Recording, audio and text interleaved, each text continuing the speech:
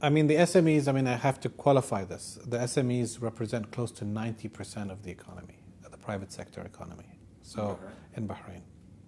So when you talk about private sector, you're talking about typically small to medium-sized companies in terms of volume.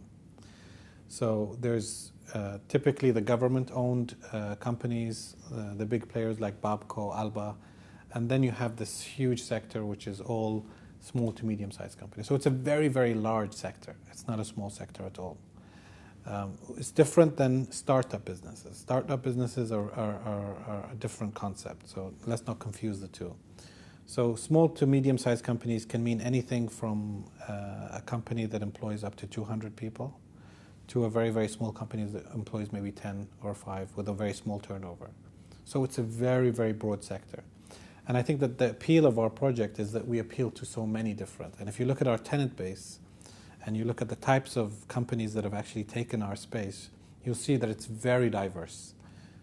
So we have, within our spaces, we have financial institutions that are using us for documentation storage and disaster recovery. You have media publishing houses that are using us as a print house. We have actual industrial manufacturing. So we have a water filter company, we have a pumps manufacturer, and a manufacturer of blinds and covers. And so you have this, and we have pharmaceutical companies for medicines.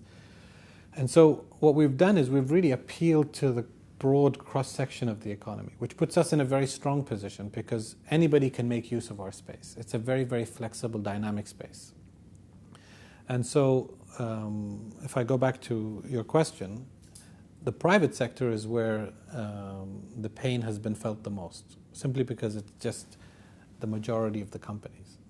And the private sector is one where they're very, very sensitive to cash flows and very, very sensitive to growth in the economy. So for a private sector company that's profit orientated, it doesn't have a fallback. It has to actually generate income and be able to collect from the market the cash flows to be able to pay its employees, to pay their rents. And so in positioning ourselves, yes, we are a very good barometer for how the economy is doing. And it hasn't been easy for our tenants. Even in terms of our price structure, we've had to show more flexibility during the crisis than before the crisis. The trajectory the economy was on previously would have taken us to a much different level than we are today. But we are still able to make things work through our strategy. It's a mix. I mean, initially we thought it would be mostly Bahrain incorporated companies, but we started to find actually that a lot of companies, foreign companies, that wanted to set up in Bahrain found us a very attractive place to set up. And simply because we took the capital expenditure out of them having to develop their own facilities. So we work very closely with the Economic Development Board in bringing in FDI.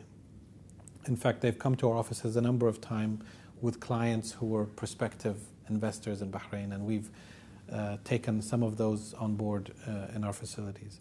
And it's a very simple proposition for a foreign company. If they see that the facility is up and ready, meets their specifications, and is ready on day one, so they don't have to spend time and money setting up their facility, that's a huge benefit.